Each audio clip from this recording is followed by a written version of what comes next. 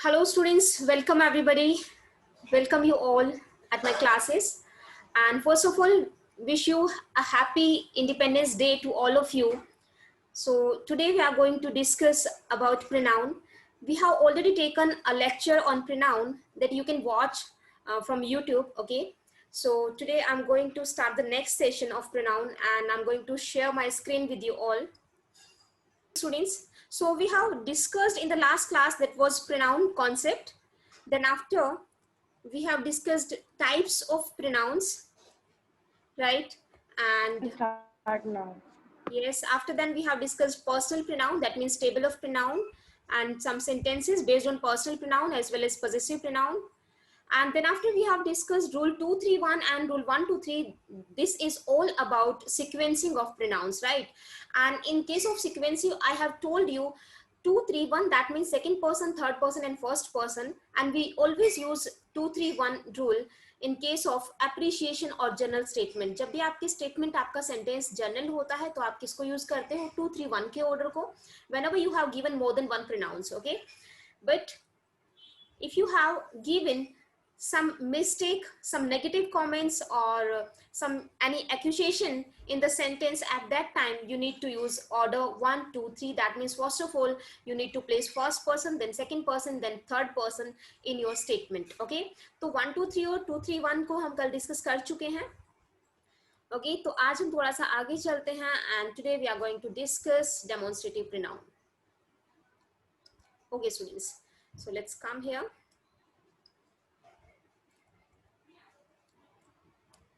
Yes.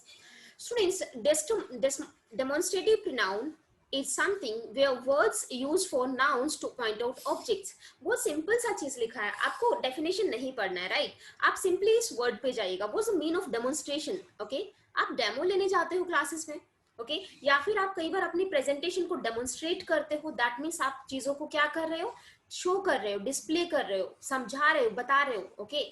तो demonstrate करने का मतलब कुछ रिप्रेजेंट करना, कुछ समझाना. और समझाते कैसे? लाइक मुझे इस पेन के बारे में बात करनी है तो मैं क्या बोलूंगी? This pen. क्लियर है? अगर मेरे को बोलना है कि उस रूम में जो पेन रखा हुआ है, दूसरे कैबिन में जो पेन रखा हुआ, उसके लिए हमें बात करनी पड़ेगी तो हम क्या बोलेंगे? That pen, okay? आप सब लोगों के लिए मैं क्या यूज करूंगी? These students, okay? These students are mine, okay? That means जब भी आप किसी को इंडिकेट करते हुए, कुछ पॉइंट आउट करते हुए किसी को बोलते हो, तो उस टाइम पे आप जो प्रोनाउंस यूज करेंगे, all those pronouns are demonstrative pronouns. I think this is clear to everyone कि डेमोन्स्ट्रेटिव का मीनिंग क्या है, okay? Now come to these words: this, that, these and those. Students, here we have given 4 words and all those words are demonstrative words, okay? अभी मैंने pronoun को discuss नहीं किया है, अभी demonstrative words की बात करते हैं. Students, this and that both are used in case of singular, okay? This and that का यूज आप कब करेंगे? जब चीजें सिंगुलर होंगी, ओके? जब सिंगुलर की आप बात करेंगे. And we use that and sorry these and those in case of plural. Clear? And now come to this and these, okay? And here is a similarity between this and these. And what is that similarity? We use this or these two words in case of nearest objects. जब भी चीजें आपके पास में होंगी तो आप या तो दिस का यूज करेंगे या दीज का यूज करेंगे.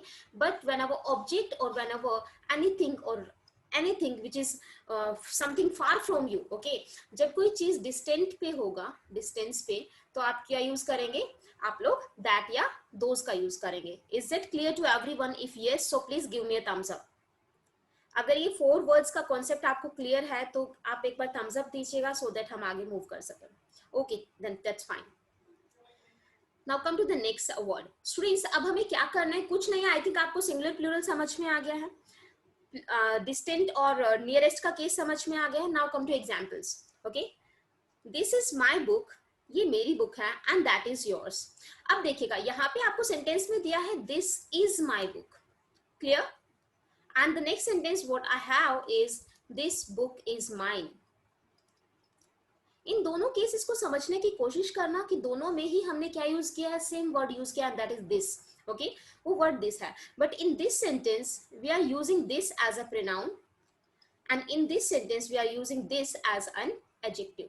कुछ डिफरेंस समझ में आया सबको? ऐसा क्यों किया? देखो इस सेंटेंस में बात करते हैं पहले नीचे वाले में। यहाँ पे दिस आपका यूज हुआ है किसके लिए, बुक के लिए, इज इट क्लियर। और जब भी किसी वर्ड, कोई वर्ड एक्सप्लेन करे या क्वालिफाई करे किसी नाउन को, that word is always will be adjective, उस वर्ड को हमेशा क्या कहेंगे, adjective. But here in this sentence this किसी को क्वालिफाई नहीं कर रहा है, राइट। दिस अपने आप में कंप्लीट वर्ड है, this is, okay, this is मतलब there is something in this, this का मतलब किसी चीज की हम बात कर रहे हैं बट हमें पता नहीं है वो चीज क्या है, दिस इज माई बुक। तो यहाँ पे ये वर्ड जो है ये बुक के रिप्लेसमेंट में आया कहीं ना कहीं, और उस बुक की वजह से हमने यहाँ पे दिस प्लेस किया है, अदरवाइज रिपीटेशन हो जाता है, और रिपीटेशन को अवॉइड करने के लिए हम क्या यूज करते हैं, प्रोनाउंस, ओके। तो दिस के बाद आप यहाँ पे बुक यूज नहीं कर सकते, सेंटेंस रॉन्ग हो जाएगा, this book is my book, sentence would be wrong. समझ में आ गया सबको। तो जब भी आप किसी वर्ड के बाद लाइक दिस दैट दिस दोस के बाद नाउन को प्लेस करें, eight that time that word is adjective, okay. अगर उनके बाद वर्ब प्लेस्ड है दैट मीन्स वो वर्ड्स क्या है, प्रोनाउंस है, ऐसा आप समझ सकते हैं, राइट। अब देखते थोड़ा सा एरर्स को। This is my book and that is yours, okay, ये मेरी बुक है और वो वाली किसकी है, तुम्हारी है। दिस सेंटेंस इज करेक्ट और incorrect, do answers fast, okay, जल्दी जल्दी से आपको आंसर्स करने हैं। The first sentence is correct or incorrect? Okay, Radhika. Okay, dear. No error. Yes, guys, all are correct. That's fine. Okay, this is absolutely correct. Now come to the second one. These are intelligent student. Just try to correct this sentence fast. These are intelligent student. Try to make it correct. Okay. Radhika says, ma'am, there should be this is, okay, and most of the students are saying there should be students. Exactly, guys. देखो आपको राधिका इसको ढंग से समझना बेटा। हाँ जी बिल्कुल, replace नहीं करना है। यहाँ पे आप जब देखोगे सेंटेंस के अकॉर्डिंगली आपको यहाँ पे प्लेसमेंट करना होता है, एरर डिटेक्शन को फाइंड आउट करना होता है। Now you have given a plural word, yes, plural pronoun आपको दिया है, as well as you have given a plural verb, okay. After that you have given intelligent, and then after you have given student. That means we have given only a single error, there should be students, because everything is plural. तो आप उस noun को भी क्या करेंगे, उसको plural में change करेंगे। इतना समझ में आ गया सबको। अब राधिका का कहना था कि मैम यहाँ पे क्यों ना हम दिस इज कर दे। बेटा आप दिस इज अगर करोगे तो आपको दिस को भी चेंज करना होगा, इज को भी चेंज करना होगा, as well as you need to place an, okay. तो there should be this is an intelligent student, okay. तो इतना सारा चेंजेस एग्जामिनर कभी भी आपको एग्जाम में नहीं देगा। तो प्लीज कोशिश करें कि करेक्शंस जितना कम हो सके उतने एरर्स आप निकालें। क्लियर है? Okay, correct the letter one वाला funda, exactly the letter one वाला फंडा। नेक्स्ट देखिएगा, these kind of food is harmful for you. क्या करेंगे? Please do it fast in the next sentence. Okay, that's great, great guys. You got the concept? Yes.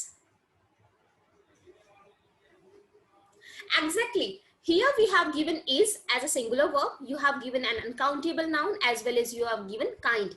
Okay, so सब कुछ singular है तो understood है कि इस these को आप क्या बना दे, this बना दे।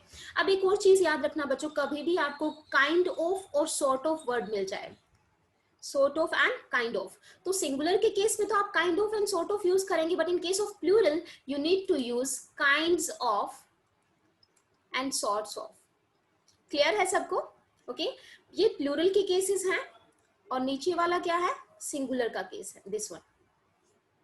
Clear to everyone? Come to the next sentence please. That sorts of men are industrious. Industrious का मीनिंग होता है स्टूडेंट्स मेहनतू, that means hard working. Exactly, good, शाबाश।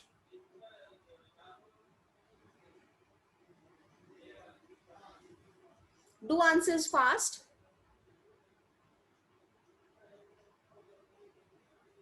Only Radhika has answered. These, okay.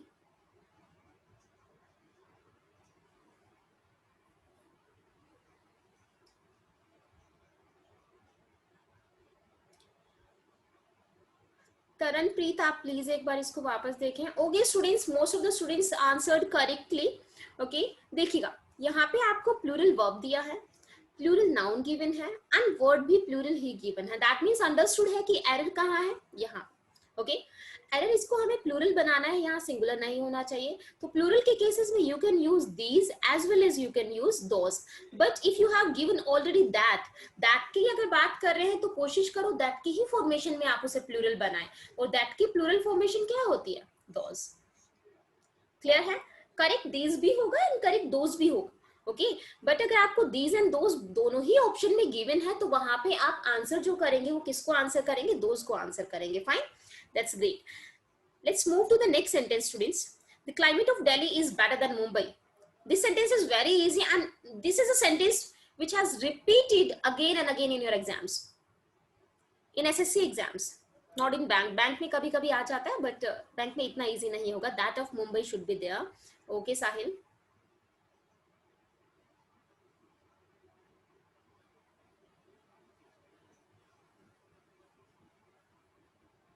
Yes, do answers fast students.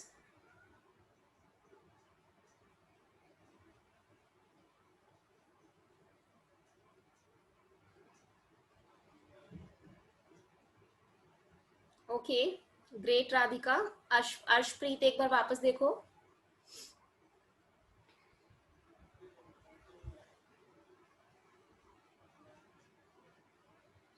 That for comparison of for position. Okay,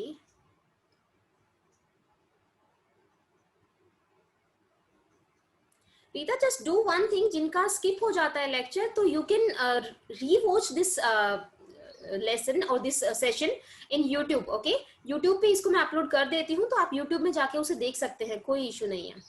और please guys, if you like my sessions, if you like my videos, so please do subscribe everyone and do like my sessions and share it among your friends.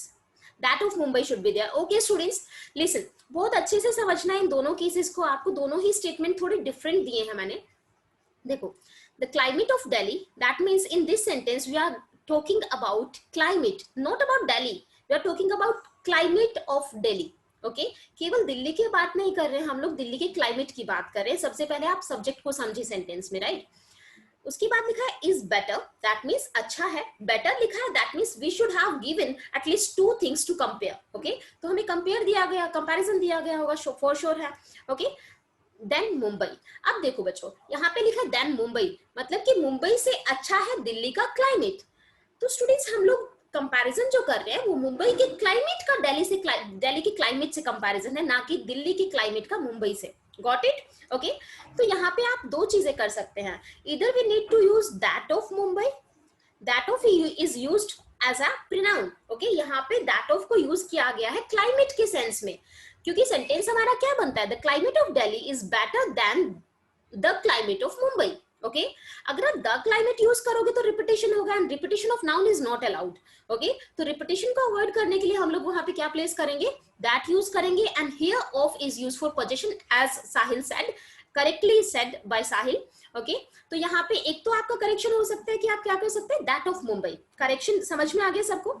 And another thing what you can do is Mumbai's. If you don't want to place that off, so you can use Mumbai's. Okay, तो दोनों ही cases ठीक है, या तो आप ये वाला करें या फिर आप ये वाला करें।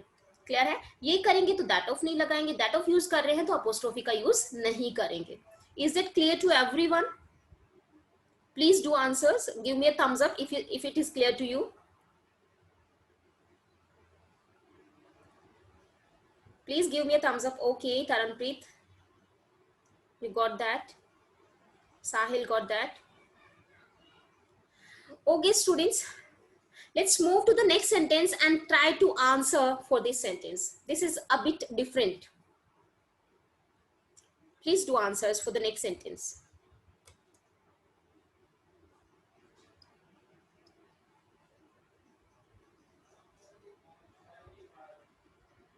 Please do answers fast. Very good Sahil, very good.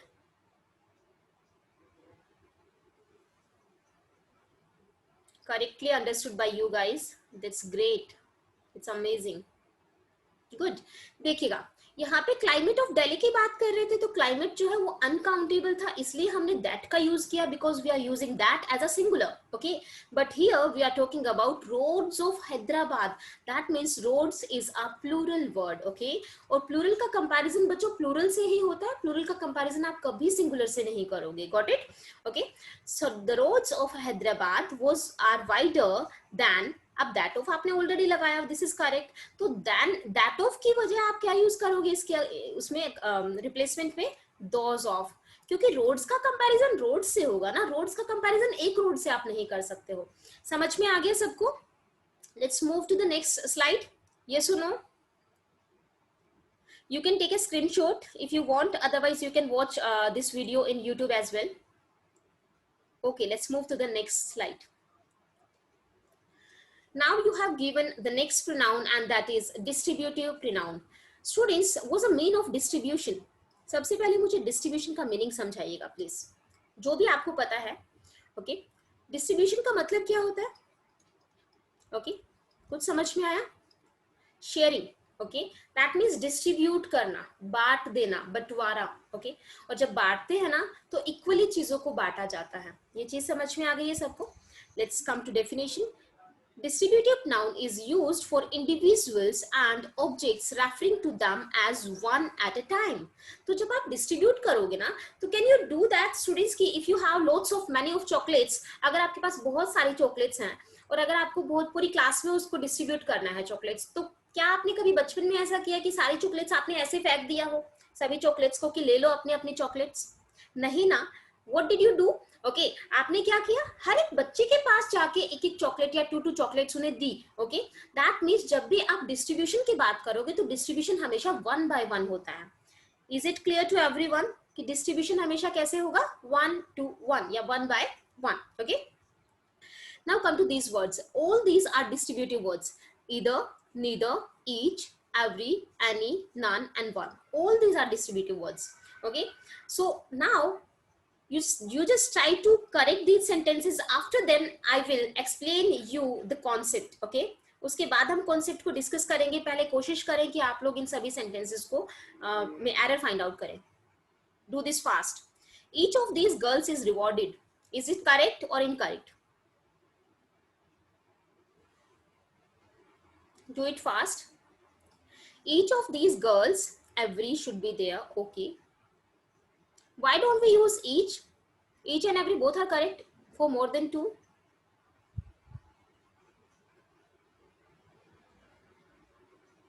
Please do answers fast, fast, fast.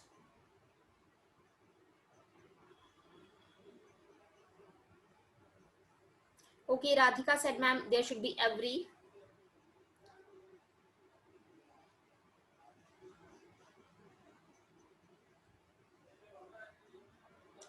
Okay, students, don't worry. Let's come back to the sentence.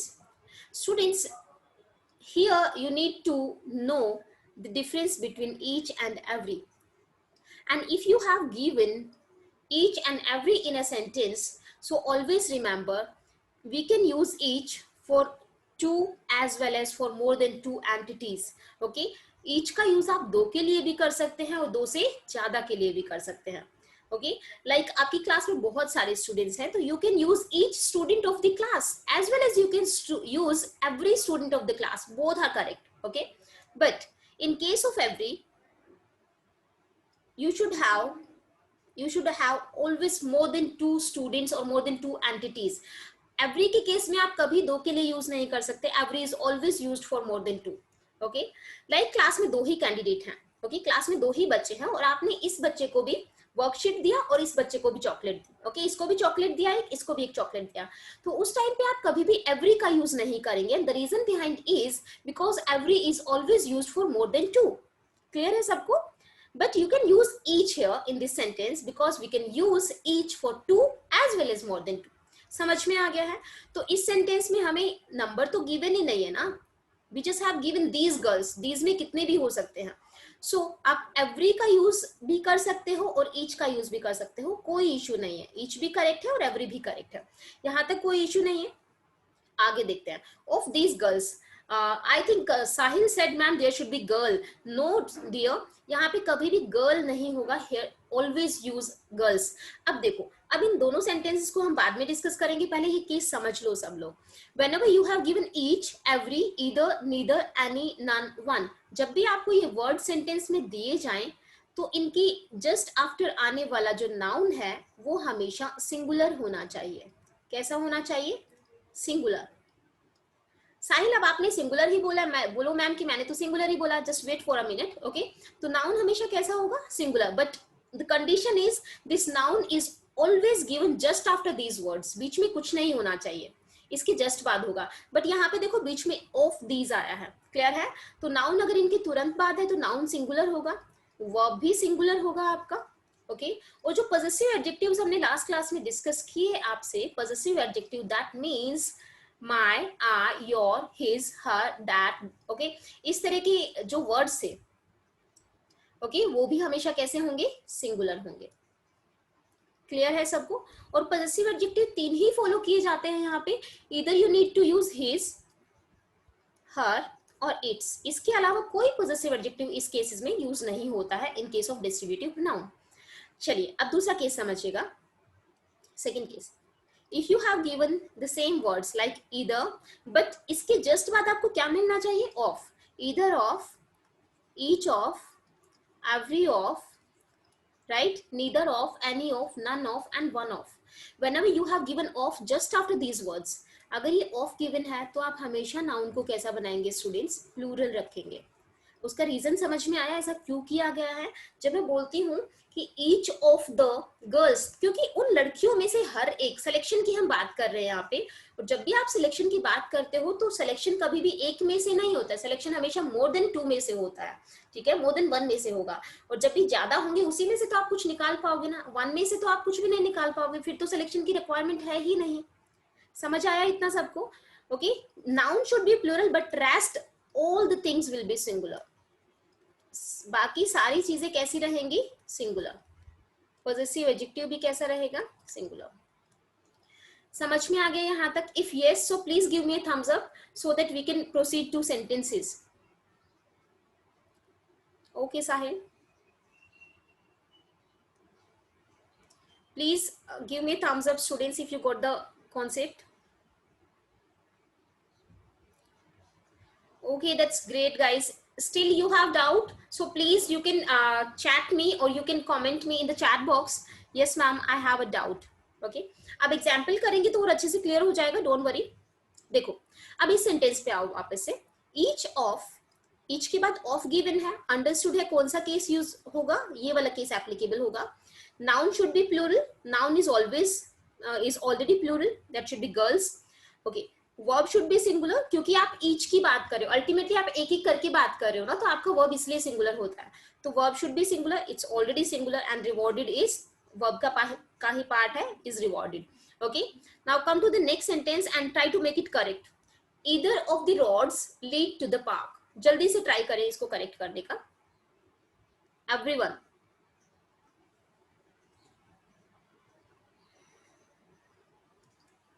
Okay, Radhika, that's great. Very good, guys.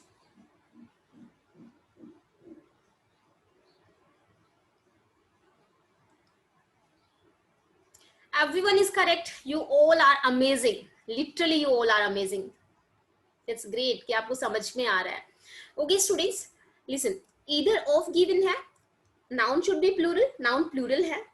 कितने लोग ऐसे हैं जिनको noun नहीं समझ में आता कि कैसे आइडेंटिफाई करें कि मैम ये नाउन है सेंटेंस में? प्लीज रेज योर हैंड्स कि कितने लोग ऐसे हैं, या फिर आप मी लिख दें चैट बॉक्स में जिनको ये नहीं पता कि नाउन क्या होता है. फिर बहुत छोटा सा ट्रिक पर आपको बताऊंगी, आपको सब समझ में आ जाएगा. How many of you don't have any idea about noun? Okay, that's great. Everybody knows about noun. Okay, so students, noun should be plural. तो already plural है. देखिए, verb should be singular. अब आपको verb main verb दिया है यहाँ पे, तो is am are था तो easily आपको समझ में आ जाता है. Sentence is in simple present tense, और in case of simple present tense we always use V1 और V1 plus S और ES. ये दो ही चीजें आपको given होती है स्टूडेंट्स किसमें? प्रेजेंट इंडेफिनिट में as a main verb. Okay, तो यहाँ पे आपको पता है जब भी चीजें सिंगुलर होंगी तो आप एस या एस वाले केस को यूज करते हो, and whenever you have given plural subjects at that time you use V1, okay.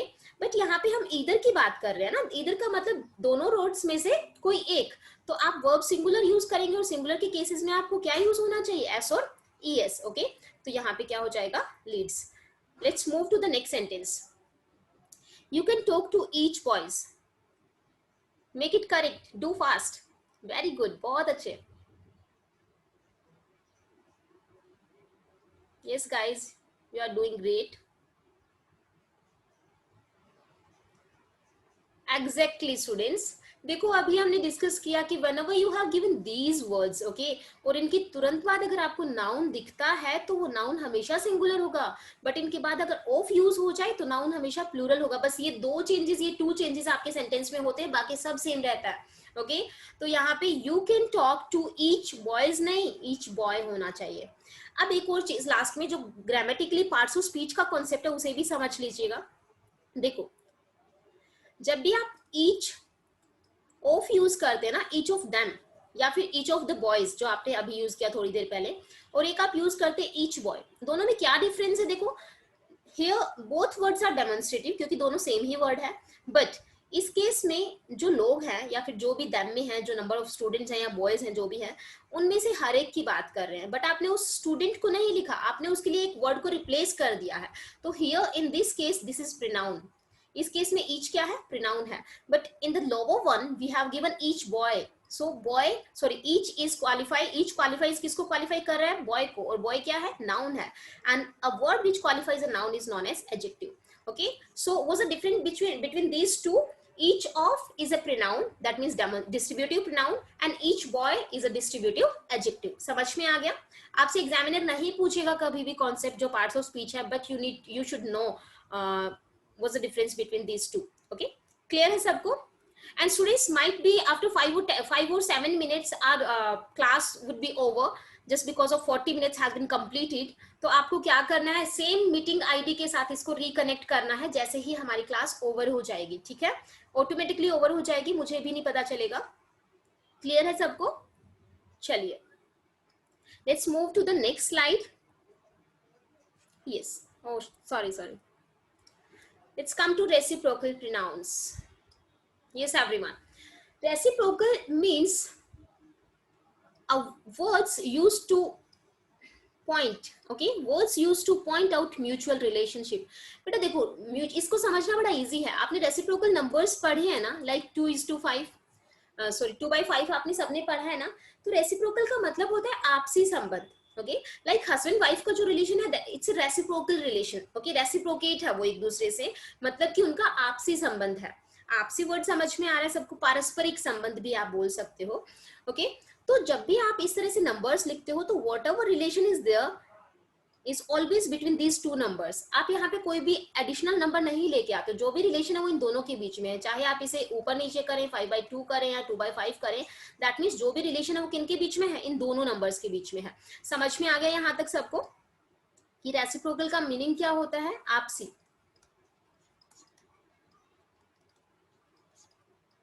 I'm sorry अगर हिंदी गलत हो जाए तो, okay। Now you have two kinds of pronouns, two kind of words that comes under reciprocal pronoun। The first one is each other and the second one is one another। समझ में आ गया है? बट यहाँ ध्यान रखें बच्चों, each other को हम यूज करेंगे for two whenever you are talking about relation between two, okay, and one another is used for relation between more than two, okay. जब भी रिलेशन दो से ज्यादा के बीच में आप बताएंगे आपसी संबंध तो आप वन अनदर का यूज करेंगे, और जब भी रिलेशन दो के बीच में आप आपसी संबंध बता रहे हैं तो at that time you need to use each other. समझ आ गया सबको? If yes so please move to these sentences. जल्दी से इधर आ जाइए अगर क्लियर हो गया है तो जल्दी से इन सेंटेंसेस पे आ जाएगा। Both the brothers love one another, okay. Great guys, great, amazing।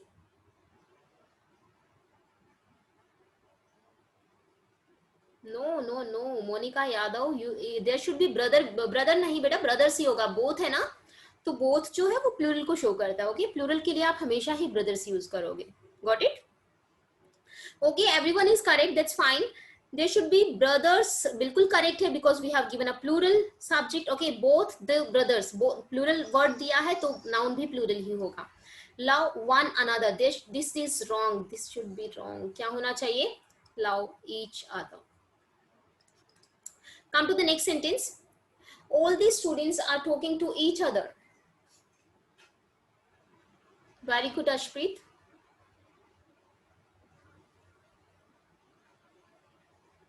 Exactly, students, all are correct. There should be one another, right?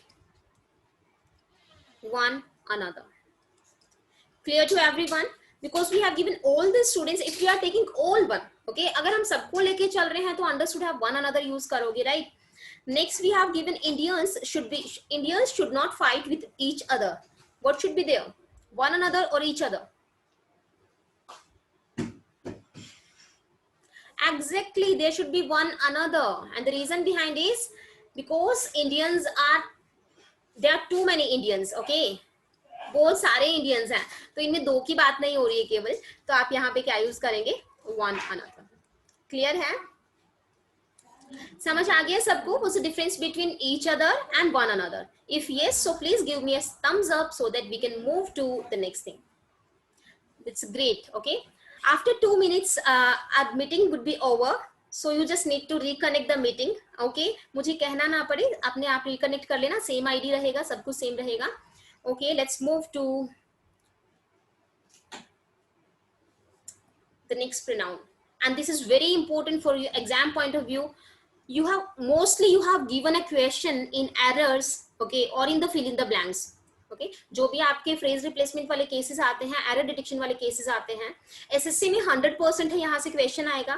Banking के स्टूडेंट्स जो है उनके एरर डिटेक्शन में यहाँ से क्वेश्चन यूजुअली दिया जाता है, ठीक है, बट क्वेश्चन फॉर श्योर आने वाला है यहाँ से, and this is the most important part for your exam.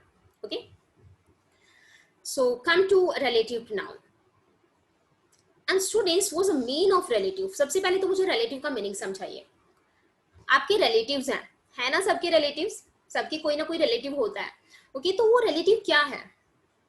वो रिलेटिव हमारा किसी ना किसी के थ्रू होता है, यस और नो, जो दो रिलेशंस को, दो चीजों को कनेक्ट करके रखता है.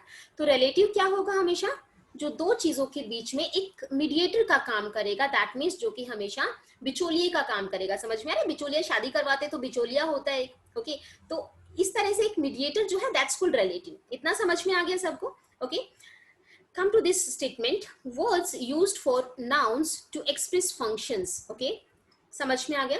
वो वर्ड्स जो नाउन्स के लिए यूज होंगे टू एक्सप्रेस फंक्शंस. किस तरह के फंक्शंस को एक्सप्रेस करेंगे वो? Relating to who, whose, whom, which and that. Students, all these words act as a relative pronoun. But हम relative pronoun को बाद में समझेंगे, पहले हम relative word को consider करते हैं कि ये सारे words जो हैं वो relative words हैं. इतना तो I think clear होगा. अब कब ये pronoun होगा, कब ये pronoun नहीं होगा, वो समझने की कोशिश कीजिएगा. यहाँ पे आपको एक sentence लिखती हूँ मैं. I know why she has failed. Okay, this is a sentence, and the next sentence you have given is I know the man who slapped you. I'm so sorry writing